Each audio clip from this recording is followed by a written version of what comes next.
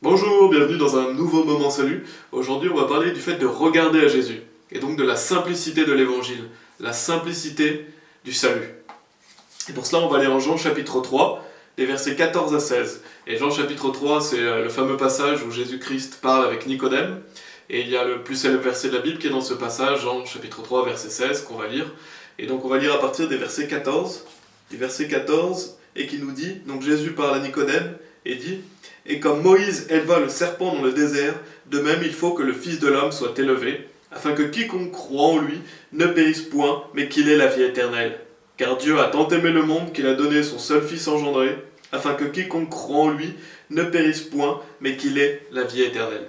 Et on va d'abord étudier le verset 14, qui nous dit: et comme Moïse éleva le serpent dans le désert, de même il faut que le Fils de l'homme soit élevé. Et donc là, Jésus fait référence à l'Ancien Testament, il fait référence à l'époque de Moïse, l'époque des Israélites, donc qui est en Nombre au chapitre 21. Et Jésus montre, donc comme, c'est ce qu'on va aller étudier, mais comme Moïse avait élevé le serpent à l'époque, de même, il faut que le Fils de l'homme, c'est-à-dire Jésus-Christ, soit élevé. Et donc on va lire Nombre au chapitre 21, pour situer cette histoire. Donc Jésus-Christ fait référence à l'époque de Moïse, et on va lire Nombre au chapitre 21, commençant au verset 6. Et l'Éternel envoya parmi le peuple des serpents brûlants, qui mordirent le peuple, en sorte qu'un grand nombre d'Israélites moururent. Alors le peuple vint vers Moïse, et ils dirent: nous avons péché, car nous avons parlé contre l'Éternel et contre toi. Prie l'Éternel pour qu'il éloigne de nous les serpents. Et Moïse pria pour le peuple. Et l'Éternel dit à Moïse: fais-toi un serpent brûlant et mets-le sur une perche. Et il arrivera que quiconque sera mordu et le regardera sera guéri.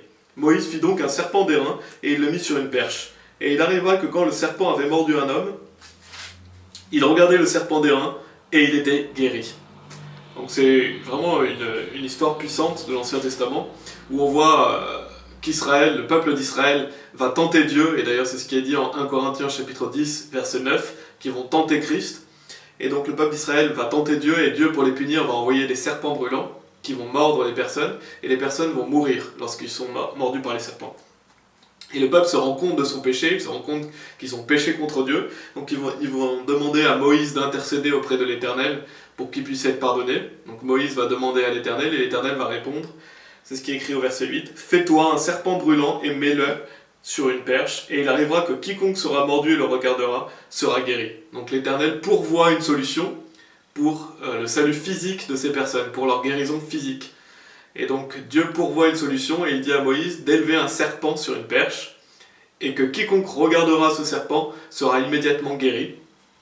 C'est ce qui est dit au verset 9. Moïse fit donc un serpent d'airain, et il le mit sur une perche, et il arriva que quand le serpent avait mordu un homme, il regardait le serpent d'airain, et il était guéri. Donc voilà, Dieu a pourvu une solution. Donc les personnes n'ont aucun sujet de se glorifier, ils n'ont pas d'œuvre à faire, tout ce qu'ils ont à faire c'est de regarder au serpent pour être guéris. Dieu pourvoit pour pardonner leurs péchés, car ils ont tenté Dieu, et Dieu offre une solution aux personnes afin que s'ils regardent au serpent, ils soient guéris. Et donc Jean chapitre 3 verset 14, qui nous disait, on va le relire, Jean chapitre 3 verset 14, qui nous disait: et comme Moïse éleva le serpent dans le désert, de même il faut que le Fils de l'homme soit élevé. Donc là, ça fait référence au fait que Jésus-Christ va être crucifié pour nos péchés.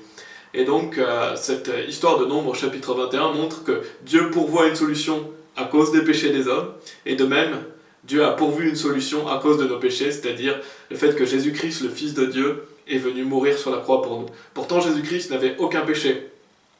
Il n'a commis aucun péché, il a été parfait, et il a été élevé pour nous. Le serpent, d'ailleurs, dans Nombre, chapitre 21, on sait que le serpent fait référence au diable dans la Bible, mais il peut aussi faire référence au péché. Et qu'est-ce qui est arrivé quand Jésus-Christ est mort sur la croix? Il a porté nos péchés, il est devenu péché pour nous.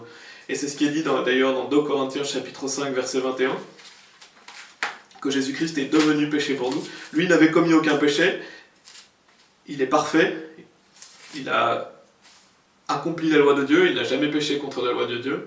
Et il est dit en 2 Corinthiens 5 21, car celui qui n'a point connu le péché, il l'a fait devenir péché pour nous, afin que nous soyons faits justice de Dieu en lui. Donc ça, c'est un verset qui nous montre que celui qui n'a point connu le péché, c'est-à-dire Jésus-Christ, n'a commis aucun péché, comme j'ai dit, il est parfait, il est Dieu, il l'a fait devenir péché pour nous, donc Dieu l'a fait devenir péché pour nous. Dieu a mis tous les péchés de tous les hommes sur lui. Il est même dit en 1 Pierre de 24, au commencement du verset, il est dit qu'il lui-même a porté nos péchés en son propre corps sur l'arbre. Et aussi en 1 Jean de 2, il est dit qu'il est la propitiation pour nos péchés, et non seulement pour les nôtres, aussi pour les péchés du monde entier. Donc Jésus-Christ est la victime expiatoire, il est notre sacrifice pour nos péchés. Donc il est dit, il a fait devenir péché pour nous afin que nous soyons fait justice de Dieu en lui, afin que nous soyons pardonnés de nos péchés, afin que nous puissions aller au paradis. Le Fils de Dieu est mort à notre place, a porté notre condamnation, et bien sûr après il a été enseveli et il est ressuscité des morts. Et donc c'est pour montrer que à l'époque de Moïse, Dieu avait élevé un serpent pour que les gens soient guéris. Et Dieu, qu'est-ce qu'il a fait pour notre salut spirituel? Parce qu'il y a une application spirituelle à cette histoire. Jésus-Christ fait référence à Nombre chapitre 21. Pourquoi? Parce que spirituellement, nous pouvons être sauvés en regardant à Jésus-Christ et en croyant en lui. Et donc c'est un passage important, Nombre 21, et bien sûr Jean chapitre 3 est encore plus important. Le Nouveau Testament, nous devons toujours regarder l'Ancien Testament à la lumière du Nouveau Testament. Et Dieu nous montre que c'est lui qui pourvoit pour notre salut. Il a pourvu pour le salut physique des personnes, et il pourvoit pour notre salut spirituel en Jésus-Christ. Donc le salut est par la grâce, sans les œuvres. Et bien sûr, on connaît le célèbre verset, Romains 6, 23, « Car le salaire du péché est la mort ». Donc nous méritons de mourir, nous méritons ensuite d'aller en enfer à cause de nos péchés, mais Dieu nous a offert son Fils, a envoyé son Fils comme victime expiatoire, afin que nous puissions regarder à Jésus-Christ, et si nous croyons en lui, alors nous recevons le pardon des péchés, alors nous avons notre place réservée au ciel. C'est aussi simple que ça. La simplicité de l'évangile, c'est le fait que Dieu a tout accompli pour nous. Jésus est mort pour nos péchés, il a été enseveli, il est resté des morts. Nous avons qu'à regarder à lui, et si nous mettons notre confiance en lui, nous sommes sauvés. Et d'ailleurs, c'est ce qui est dit, donc on a lu Jean chapitre 3, verset 14, on l'a relu, et on va relire la suite, versets 15 et 16, afin que quiconque croit en lui ne périsse point, mais qu'il ait la vie éternelle. Car Dieu a tant aimé le monde qu'il a donné son seul Fils engendré, afin que quiconque croit en lui ne périsse point, mais qu'il ait la vie éternelle. Donc Dieu a permis que Jésus-Christ soit crucifié, afin que nous puissions donc regarder à Jésus-Christ, comme à l'époque ils ont regardé au serpent, pour être pardonnés de leurs péchés. Nous devons regarder à Jésus-Christ, et c'est comme ça que nous recevons notre guérison spirituelle, c'est comme ça que nous passons de la mort à la vie, c'est ce qui est dit en Jean chapitre 5, verset 24, en regardant à Jésus-Christ, et c'est comme ça qu'on ne périra pas, c'est ce qui est dit, mais qu'on ait la vie éternelle, c'est-à-dire la vie pour toujours. Quand vous recevez cette vie éternelle, vous l'avez pour l'éternité, vous avez votre place réservée au ciel, vous êtes sûr d'aller au paradis.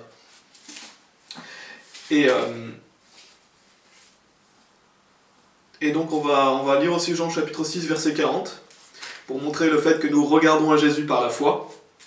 Donc, Jean chapitre 6, c'est vraiment un magnifique passage. Et le verset 40 nous montre vraiment clairement le salut, encore une fois. On voit la volonté du Père, on voit la volonté de Dieu. C'est ici la volonté de celui qui m'a envoyé. Donc là, c'est Jésus-Christ qui parle. Il nous explique la volonté du Père, il nous explique donc la volonté de Dieu.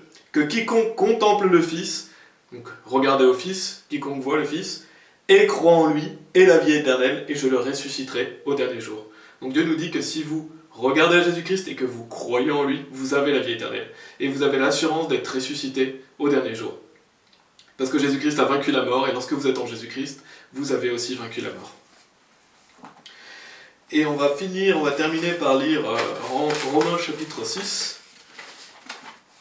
Romains chapitre 6, des versets 6 à 9. Qui nous dit « Sachant que notre vieil homme a été crucifié avec lui, afin que le corps du péché soit détruit, et que nous ne soyons plus asservis au péché, car celui qui est mort est affranchi du péché. Or, si nous sommes morts avec Christ, nous croyons que nous vivrons aussi avec lui, sachant que Christ, ressuscité des morts, ne meurt plus, la mort n'a plus de pouvoir sur lui. » Donc là, ça nous explique que lorsque nous croyons en Jésus-Christ, donc on a vu que pour être sauvé, il faut regarder à Jésus, et si nous croyons en lui, nous recevons la vie éternelle, nous recevons le pardon des péchés parce que Dieu a pourvu pour nous. Le sacrifice parfait de Jésus-Christ est suffisant pour nous amener au paradis, parce que lorsque nous croyons en Jésus-Christ, nous sommes faits justice de Dieu, Dieu n'impute plus aucun péché pour nous, Dieu nous voit en Jésus-Christ, il nous voit parfait. Il fait de nous une nouvelle créature, nous sommes nés de nouveau par la foi en Christ Jésus, on devient enfant de Dieu. Et donc notre vieil homme est crucifié avec lui, parce que nos péchés sont pardonnés. afin que le corps du péché soit détruit et que nous ne soyons plus asservis au péché. Donc Dieu nous rend libres du péché. Maintenant nous avons cette nouvelle créature en nous qui nous permet de marcher par l'esprit, nous pouvons marcher par l'esprit. Nous avons toujours la chair bien sûr, nous sommes toujours capables de pécher, nous pouvons toujours pécher une fois que nous sommes sauvés.